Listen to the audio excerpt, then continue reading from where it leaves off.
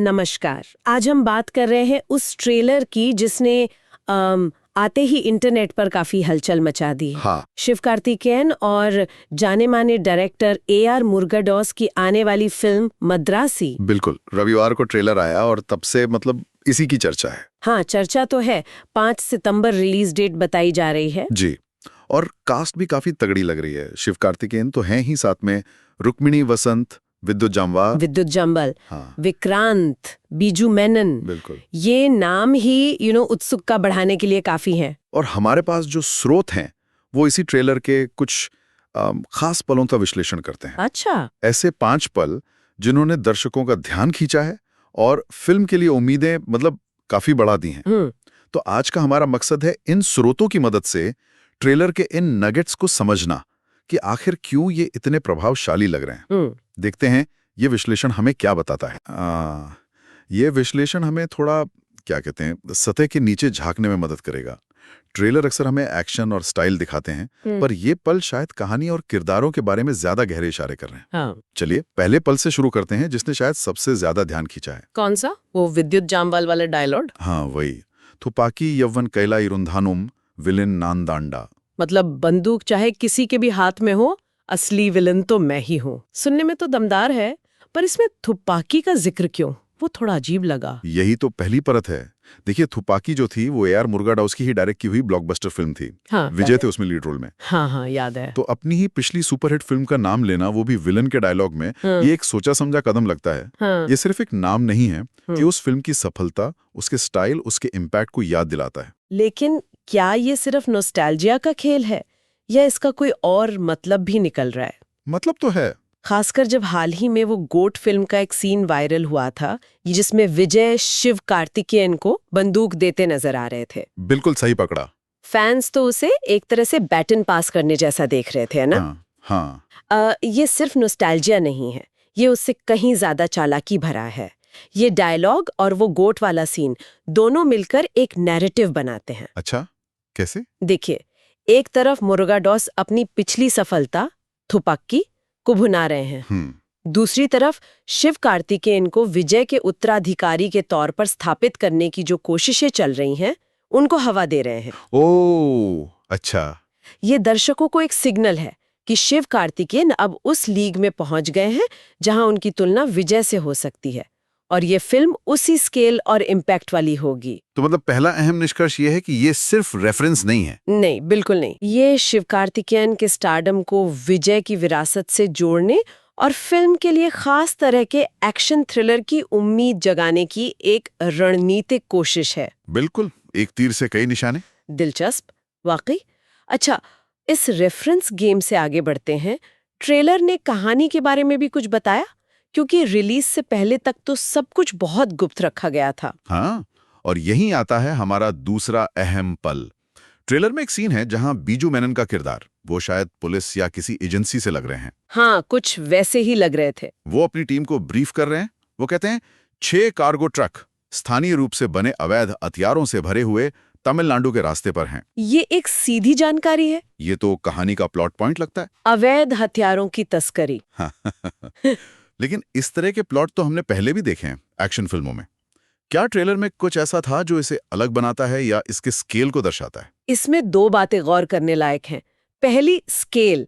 6 cargo truck. हाँ, ये बड़ा नंबर है। बिल्कुल, ये छोटी मोटी तस्करी नहीं, एक बड़े ऑपरेशन का इशारा है। दूसरी, स्थानीय रूप से बने अवैध हथियार। अच्छा, लोकली मेड। हाँ। ये बताता है कि खतरा सिर्फ बाहर से नहीं आ रहा, बल्कि जड़ें शायद राज्य के अंदर ही हैं। ओहो। ये कहानी को ज्यादा पर्सनल और जमीनी बना सकता है। हाँ। और बीजू मेनन जैसे मंझे हुए एक्टर का इस डायलॉग को बोलना उसे एक वजन देता है ना। बिल्कुल, उनकी डिलीवरी में दम था। तो दूसरा निष्कर्ष ये निकलता है, ट्रेलर ने ना सिर्फ फिल्म के केंद्रीय संघर्ष यानी अवैध हथियार का खुलासा किया, बल्कि 6 ट्रक और स्थानीय हथियार जैसे डिटेल्स के जरिए बड़े स्केल और अंदरूनी खतरे का संकेत देकर कहानी के दाव को तुरंत ऊंचा कर दिया है। मतलब ये जेनेरिक तस्करी प्लॉट से ज्यादा जटिल और खतरनाक मामला लग रहा है। सही। अच्छा, तो खतरा बड़ा है और अंदरूनी भी हो सकता है। हाँ। और ये सब तमिलनाडु में हो रहा है। यहीं पर शायद फिल्म का टाइटल मद्रासी और भी महत्वपूर्ण हो जाता है। बिल्कुल। तीसरा अहम पल इसी से जुड़ा है। ट्रेलर में कुछ डायलॉग्स भी थे जो इस तरफ इशारा करते हैं, जैसे विद्युत जामवाल का हु डायलॉग। हाँ, तमिलनाडु में घुसना आसान नहीं है चिराग। हाँ। और इसके जवाब में या शायद अलग संदर्भ में शिव कार्तिकेयन की आवाज आती है, इदु एह ऊरू सर नानोम कुड़ा निप्पेन। मतलब ये मेरी जगह है सर, मैं भी साथ खड़ा रहूंगा। बिल्कुल। इन डायलॉग्स को फिल्म के टाइटल मद्रासी के साथ रखकर देखें तो एक थीम उभरती है। मद्रासी शब्द, इसका इस्तेमाल तो कई बार खासकर उत्तर भारत में दक्षिण भारतीयों के लिए एक स्टीरियोटाइप या कभी-कभी अपमानजनक तरीके से भी होता रहा है। क्या फिल्म सीधे इस मुद्दे पर जा रही है? ऐसे ही लगता है। शोध का विश्लेषण भी यही कहता है। ये टाइटल और ये डायलॉग्स मिलकर इशारा करते हैं कि फिल्म शायद इस बात पर जोर देगी कि कैसे बाहरी लोग तमिलनाडु को या तमिलियंस को कम आंकते हैं। जैसे विद्युत का डायलॉग, वो बाहरी चुनौती। हाँ, और कैसे एक स्थानीय नायक शिव कार्तिकेयन अपनी जमीन और पहचान की रक्षा के लिए खड़ा होता है। ये शब्द मद्रासी, जिसे शायद कभी नजरअंदाज करने या छोटा दिखाने के लिए इस्तेमाल किया गया हो, उसे गौरव और पहचान के प्रतीक के तौर पर पेश करने की कोशिश हो सकती है। लेकिन क्या ये सिर्फ क्षेत्रीय गौरव का नारा बनकर रह जाएगा या कहानी में गहराई से बुना गया है? कभी-कभी ऐसी फिल्में थोड़ी उपदेशात्मक हो जाती हैं। ये एक वाजिब चिंता है, लेकिन मुरुगादोस कमर्शियल सिनेमा के माहिर हैं। उम्मीद यही है कि वो इस थीम को एक्शन और ड्रामा के साथ मिलाएंगे। ये शिव कार्तिकेयन के किरदार के मोटिवेशन का हिस्सा बन सकता है। वो सिर्फ हथियार नहीं रोक रहा, वो अपनी पहचान, अपनी जमीन के सम्मान की लड़ाई लड़ रहा है। बिल्कुल। तो तीसरा निष्कर्ष ये है, फिल्म मद्रासी टाइटल और संबंधित डायलॉग्स के जरिए क्षेत्रीय पहचान और गौरव के संवेदनशील मुद्दे को छूने की कोशिश कर रही है, संभवतः एक नकारात्मक स्टीरियोटाइप को सकारात्मक शक्ति में बदलते हुए। और ये एक्शन कहानी में भावनात्मक गहराई जोड़ने की क्षमता रखता है। हाँ, चुनौती ये होगी कि इसे कितनी कुशलता से नैरेटिव में पिरोया जाता है। ठीक है, तो कहानी में एक्शन है, तस्करी का प्लॉट है और पहचान का एक भावनात्मक धागा भी है। अब आते हैं उस पल पर जिसने फिर से थुप्पाकी की याद दिलाई, लेकिन एक अलग तरीके से। हाँ, ये चौथा अहम पल है। ट्रेलर के बीच में एक सीन आता है जहां शिव कार्तिकेयन फोन पर हैं, कान से लगाए हुए। हाँ, देखा था वो। और कहते हैं, मुड़िंजा थोड़रा पापम। हिम्मत है तो छू कर दिखा, देखते हैं। सुनने में काम चैलेंज जैसा लग सकता है, लेकिन जिस अंदाज में इसे पेश किया गया है वो तुरंत ए.आर. मुरुगाडोस की थुपाकी के आइकॉनिक इंटरवल सीन की याद दिलाता है। अरे हाँ, वो आई एम वेटिंग वाला सीन, वो तो तमिल सिनेमा के सबसे यादगार सीन्स में से एक है। क्या बात है। बिल्कुल। तो यहाँ भी वैसा ही कुछ दोहराने की कोशिश है। क्या ये थोड़ा ज्यादा नहीं हो गया? मतलब पहले डायलॉग रेफरेंस, अब सीन स्ट्रक्चर, कहीं ये पुरानी फिल्म पर बहुत ज्यादा निर्भरता तो नहीं दिखा रहा? ये सवाल उठ सकता है, बिल्कुल। लेकिन इसे सिर्फ कॉपी करना या निर्भरता कहना शायद पूरी तरह सही ना हो। स्रोत का विश्लेषण इसे एक जानबूझकर डाली गई समानता के तौर पर देखता है। अच्छा। ये सिर्फ सीन दोहराना नहीं, बल्कि उस सीन से जुड़े फील को, उस हाई वोल्टेज थ्रिल को दर्शकों को फिर से महसूस कराने का एक तरह का वादा है। समझ रहा हूँ। मुरुगाडोस जानते हैं कि आई एम वेटिंग सीन ने कैसा जादू किया था, तो यहाँ वो शिव कार्तिकेयन के जरिए वैसा ही एक मास मोमेंट, एक ताली सीटी बजाने वाला सीन, हाँ, वैसा सीन देने का संकेत दे रहे हैं। ये प्रत्याशा बढ़ाता है कि फिल्म में एक जबरदस्त इंटरवल या प्री क्लाइमेक्स ब्लॉक होगा। तो चौथा निष्कर्ष ये है कि ये सीन सिर्फ एक श्रद्धांजलि नहीं, बल्कि दर्शकों से किया गया एक वादा है, एक high impact signature ARM moment का। बिल्कुल। ये फिल्म के स्ट्रक्चर और भावनात्मक उतार चढ़ाव के बारे में उम्मीदें जगाता है, खासकर इंटरवल पॉइंट को लेकर। समझ गए। ये दर्शकों को बताने का तरीका है कि उन्हें किस तरह के सिनेमाई अनुभव के लिए तैयार रहना चाहिए। ओके, और आखिरी में पांचवा पल, जो शिव कार्तिकेयन के किरदार, जिसका नाम शायद रघु है, हाँ, रघु, उसके बारे में कुछ बताता है। बिल्कुल। ट्रेलर में एक अनुभवी अभिनेता है, थलाई वसल विजय। हाँ। उनका किरदार रुक्मिणी वसंत के किरदार मालती को शिव कार्तिकेयन का किरदार रघु के बारे में समझा रहा है। क्या कहता है वो? वो कहता है, अगर वो कुछ करने की ठान ले तो उसे पूरा करने के लिए किसी भी हद तक जाएगा, चाहे वो कितना भी जोखिम भरा क्यों ना हो। ओहो। ये डायलॉग रघु के कैरेक्टर का सार बताता है। किसी भी हद तक जाएगा, ये थोड़ा इंटेंस लगता है। स्रोत में इसकी तुलना विजय के ही एक और डायलॉग से की गई है, ओरू वाटी मुडिवु पन्निटा एम्पेच नानी केक माटन। हाँ, एक बार फैसला कर लिया तो मैं अपनी भी नहीं सुनता। क्या ये वैसा ही अटूट इरादे वाला किरदार है? इरादे की दृढ़ता तो वैसी ही है, लेकिन यहाँ किसी भी हद तक जाने वाली बात एक नई परत जोड़ती है।